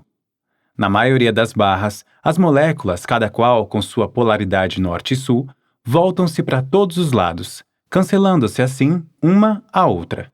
Só quando as moléculas se orientam numa direção única é que, por agirem juntas, adquirem força magnética. O magnetismo é gerado, não criado. Sua presença é latente em qualquer peça de metal. De fato, nos níveis mais sutis de manifestação em tudo. As pessoas podem, portanto, ser magnéticas. Seu magnetismo faz com que as outras se sintam atraídas ou repelidas por elas. Existem vários tipos de magnetismo. Nossas qualidades individuais lembram as moléculas de ferro no sentido de que, caso focalizem um objetivo único, poderão produzir resultados igualmente miraculosos na aparência. Por outro lado, quando se orientam ao acaso, tornam-nos ineficientes. O magnetismo é a chave para o sucesso em tudo. Há quem costume dizer: vivo tentando ser bom, por que não consigo nunca? Ou procuro trabalhar duro para ser competente em minha profissão, por que não tenho êxito? Ou ainda, faço tudo para superar os meus maus hábitos, porque eles teimam em voltar como ervas daninhas. A todas essas perguntas, a resposta, um tanto desalentadora, talvez é: você criou em si mesmo o magnetismo do fracasso. Precisa que muitos cidadãos de sua população interior o amparem, pois só assim conseguirá realizar a mudança completa. O lado bom do problema é que, quando conseguir arrastar cidadãos mentais suficientes para as fileiras do bem, eles superarão em números os rebeldes e, aos poucos, os dominarão. Daí resultando o rápido progresso espiritual a que você aspira. Devemos transformar nossas falhas em virtudes. Os acessos de cólera incontroláveis a princípio têm de ser redirecionados para um comportamento positivo. Encarnações, muitas, talvez, serão necessárias, conforme o caso, para uma completa autotransformação. Não obstante, uma jornada de milhares de quilômetros sempre começa com o primeiro passo. Não se deve nunca esmorecer. O esmorecimento, em si, é apenas uma característica a ser enfrentada e vencida pela pressão constante, indomável, da coragem resoluta. Se você pensar, acontece que não tenho esse tipo de coragem, saiba que pode desenvolvê-la com o tempo. Toda a característica humana nasce na mente. Nada que um homem realize ou mesmo conceba é inacessível a outro. O Bhagavad Gita, no entanto, ensina mais que o necessário para superar nossas falhas e fraquezas individuais. Oferece também métodos práticos que removem obstáculos do caminho. Um desses métodos vem descrito no capítulo 4, verso 35, onde Krishna fala a Arjuna da importância do guru ou salvador espiritual. Um guru não é apenas um professor. O poder que ele tem pode transferir seu magnetismo para o discípulo, capaz de sintonizar-se com sua consciência. Esse magnetismo ajudará a transformar toda a falha na virtude oposta, redirecionando a energia na espinha do discípulo, em certo sentido, reorientando as moléculas de tendências e obrigando-as, cada vez mais, a fluir para o alto. Um rio, quando seu fluxo é impetuoso, dissolve quaisquer redemoinhos que se agitem pelas margens, forçando-os, e aos detritos que neles turbilhonam, a acompanhar a corrente majestosa até o oceano. De igual modo, um poderoso fluxo ascendente de energia na espinha consegue anular todos os vritis, ou redemoinhos de paixões, e carregá-los para o olho espiritual. Daí a definição de yoga dada por Patanjali. Yogas Chitta Vritti Nirodha. O yoga é a neutralização dos redemoinhos ou sorvedouros de paixão na consciência. A ajuda sutil de um guru verdadeiro, ou sat, leva o discípulo a modificar suas tendências pessoais e direcioná-las para Deus. Nada disso, todavia, se concretizará sem a cooperação ativa do discípulo. É um processo que também pode ser cientificamente acelerado pelas técnicas do yoga, sobretudo a grande e antiga ciência do Kriya Yoga. O Bhagavad Gita enfatiza repetidamente a importância do yoga e alude, mais de uma vez, a essa que é a mais elevada ciência yógica. Com efeito, o aspecto científico da iluminação está por trás de cada ensinamento do Gita. Já mencionamos isso anteriormente. Quando se coloca uma barra de metal não magnetizada perto de um ímã, ela aos poucos vai adquirindo um magnetismo próprio, com suas moléculas se alinhando também na direção norte e sul. Esse é o verdadeiro poder do Satguru, ou Salvador, auxílio essencial a que meu mestre aludia frequentemente. Ele endossava sem reservas a tradição indiana, segundo a qual é preciso ter um guru para encontrar Deus. O papel do guru não consiste em moldar os discípulos à sua própria imagem, mas em partilhar com eles seu magnetismo a fim de elevar-lhes a consciência. Essa influência ajuda a redirecionar as moléculas de energia no corpo dos discípulos, sobretudo na espinha, para o norte, rumo ao olho espiritual e ao alto da cabeça, o Sahasrara. Afora o auxílio do guru, o que de mais se precisa para a autorrealização é, conforme dissemos, a colaboração com ele. Eis o que principalmente se entende por trabalhar espiritualmente em si mesmo. A autotransformação se concretiza não tanto pelo empenho em purificar e espiritualizar cada falha, quanto pelo direcionamento da energia ao olho espiritual. Esse fluxo ascendente de energia é como um rio, neste caso, correndo para cima e não para baixo, até a foz do olho espiritual, onde a alma finalmente se mistura ao mar. Não quer dizer que a pessoa deva fugir aos esforços penosos para se transformar. Não. O Bhagavad Gita começa por reconhecer o estado de guerra constante, dentro de todos os seres humanos, entre vício e virtude. Mas quando consideramos a enormidade da tarefa necessária para superar uma única falha profundamente enraizada em nós, ela nos parece infindável. Pense-se no tempo que leva um alcoólatra para acabar com esse vício isolado. Se conseguir vencer sua fraqueza, terá motivos para comemorar. O número de falhas que um homem tem de sanar parece, pois, esmagador. Pensemos naquela barra de ferro. Ela contém talvez bilhões de moléculas que se cancelam uma à outra pelo fato de apontarem para direções diferentes. Suponhamos então que devêssemos trabalhar essas moléculas uma por uma. Quanto tempo levaríamos para orientá-las todas na direção norte e sul? Quando houvéssemos percorrido uma curta distância no processo e fôssemos passar a outro nível, por assim dizer, é bem provável que as primeiras moléculas já se tivessem voltado de novo para direções aleatórias. Não existiria ainda o magnetismo capaz de mantê-las na posição certa.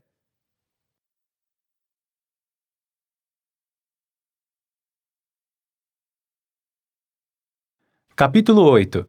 A escritura começa. O Bhagavad Gita começa com Dhritarashtra, o rei cego, pai de Duryodhana, querendo saber como vão as coisas no campo de batalha de Kurukshetra. Repetimos, Dhritarashtra é cego. Sua cegueira representa o aspecto da mente que só consegue perceber a realidade por meio dos sentidos. A guerra de Kurukshetra não é travada literalmente num campo de batalha físico, mas ocorre dentro de cada pessoa. Dhritarashtra consulta Sanjaya, que simboliza a introspecção. Só esta pode dizer à mente cega qual dos lados está vencendo. Sanjaya tem o dom espiritual de ver à distância. Assim, a ele, Dhritarashtra, que naturalmente quer saber o que está acontecendo no momento, faz sua pergunta. Mas fala de uma maneira muito interessante. Não pergunta como se esperaria, que lado está vencendo, mas que lado venceu, no tempo verbal passado. Para Hansan Yogananda, explica que essa pergunta, solicitando informação sobre algo que já aconteceu, mostra claramente que o Bhagavad Gita inteiro se ocupa do campo da consciência, não de um campo de batalha. Tratando-se de um campo de batalha, é natural inquirir: que lado está vencendo? Esperam-se notícias frescas sobre os altos e baixos da luta, sobre quais alas se mantêm firmes, sobre quem começa a ceder à pressão e sobre que regimentos ameaçam romper as fileiras inimigas. Num confronto psicológico, contudo, só depois do desfecho é que brota a pergunta: quem obteve a vitória? A estrofe 1, capítulo 1 dessa grande escritura declara: Dhritarashtra indagou assim de Sanjaya: num campo de batalha de Kurukshetra, onde meus filhos e os filhos de Pandu se perfilaram uns contra os outros, ávidos de combate, qual foi o resultado? Essa pergunta aparentemente simples constitui a essência do Bhagavad Gita. A vitória sobre a ilusão é de importância crucial para a verdadeira felicidade e liberdade do homem. É, porém, muito difícil saber o que vem a ser uma vitória autêntica, o que vem a ser uma vitória passageira, e, embora pareça uma vitória, o que ao fim se revelará uma derrota esmagadora. Meu guru contou-me a seguinte história. Um homem na Índia antiga vivia atormentado por um demônio. Resolveu usar um mantra védico para banir essa peste. Tomando um punhado de areia, recitou o mantra sobre ele, infundindo-lhe, conforme pensava, o poder do encantamento. Em seguida, atirou a areia no demônio. Este apenas riu. Antes mesmo de você recitar o mantra, motejou, eu me meti na areia. Como então poderá esse mantra me prejudicar? Aí está, prosseguiu meu guru. A própria mente com que tentamos banir a ilusão já está emaranhada na ilusão que tentamos banir. Não é sequer fácil separar sempre o certo do errado. A introspecção ajuda e, sem dúvida, é essencial. Todavia, mais importante ainda, é a orientação intuitiva de um sábio guru sobre tudo o que está dentro de nós. Que lâmpada tem um homem para guiá-lo em meio à longa noite da ignorância? Uma compreensão cega. Foi a resposta de Omar Khayyam. A mente cega deve consultar a introspecção, mas a introspecção tem de ser tratada com cautela, pois esta já confundida com a própria ignorância que procura dissipar. Alguns indícios podem nos ajudar a descobrir que lado foi o vencedor numa batalha psicológica. Um deles é a expansão íntima de felicidade, ou melhor ainda, de alegria. Outro, a expansão da consciência. Um terceiro, mais importante ainda, a expansão da compaixão. E um quarto, tão importante quanto os demais, a serenidade interior. A mente arma inúmeros embustes para convencer o homem de que ele encontrou mesmo esses tesouros. Felicidade e alegria são indícios de comportamento acertado, mas emoções enganadoras podem mascarar a ambas. Uma pista para sua natureza ilusória é o fato de provocar excitação em vez de calma profunda. A expansão da consciência parece acompanhar todo aumento de poder, domínio ou mesmo conhecimento. No entanto, essas realizações muitas vezes nos dão, em lugar da expansão da consciência, um senso vazio de importância pessoal, de autoenvolvimento e uma cabeça vã. A expansão da solidariedade pode cercar-nos quando provoca expectativas com relação aos outros, tornando-nos possessivos ou preocupados com suas exigências emocionais e não com sua sabedoria. Até a serenidade pode ser um lúdibrio quando provoca indiferença. Como saber o que é certo ou errado na vida? Primeira regra: faça aquilo que funciona. Por isso, o que estão fazendo no momento? É menos importante que qual foi o resultado. Só com base no resultado de um curso de ação pode-se saber com alguma certeza se o ato foi ou não correto. A máxima, os fins justificam os meios, é verdadeira apenas na medida em que visualizamos os fins, em teoria, com antecedência. Só depois que os fins foram alcançados, porém, constataremos se os meios foram realmente justos. Meios ruins para uma suposta finalidade boa acabarão por produzir desarmonia e fracasso. Uma cega compreensão. Ai, isso não é nada fácil para o homem que tropeça pela estrada da vida. Só o tempo dirá com segurança se determinado curso de ação foi certo ou errado.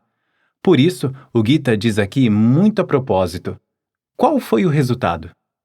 Em termos simples, um curso correto de ação produzirá harmonia, saúde, equilíbrio e capacidade para perseguir com bom senso o objetivo estabelecido com discernimento. Onde houver alegria, expansão da consciência, solidariedade e serenidade interior, haverá sempre um fluxo ascendente de energia na espinha. Os estados que se opõem a estes, tristeza, contração da percepção e do sentimento, impaciência, são invariavelmente acompanhados por um fluxo descendente de energia na espinha. Até a postura da pessoa atrai a mínima mudança no fluxo energético, pois quando ela está por cima, senta-se ereta, com os ombros recuados, o peito potraído. Parece naturalmente mais animada. Porém, quando sua energia está por baixo, ela dobra o corpo, encolhe os ombros, mantém o peito cavo e tende a parecer abatida. Que fizeram eles? Pergunta Dhritarashtra. Uma maneira de avaliar o grau de qualquer vitória ou derrota interior é submetê-lo aos critérios acima. Você acha que conseguiu, sob o fogo inimigo, manter-se calmo? Se sua resposta for, bem, estou calmamente decidido a trucidá-lo da próxima vez, então poderemos concluir, você não se saiu lá muito bem. Ou então, isso não é resposta. Uma maneira de saber se resolvemos devidamente uma situação é avaliá-la pelas reações dos outros. Mas mesmo essas reações não são muito confiáveis. Aquilo de que as pessoas gostam nem sempre é bom. Quase todas se orientam pelo que amam ou detestam, pelo interesse pessoal ou pelo que lhes agrada ou não. Essa é uma das razões por que a introspecção, Sanjaya, é a mais sábia fonte de entendimento. Esperamos que você tenha gostado desta prévia. Para continuar ouvindo este audiolivro no Google Play Livros, use o link na descrição do vídeo.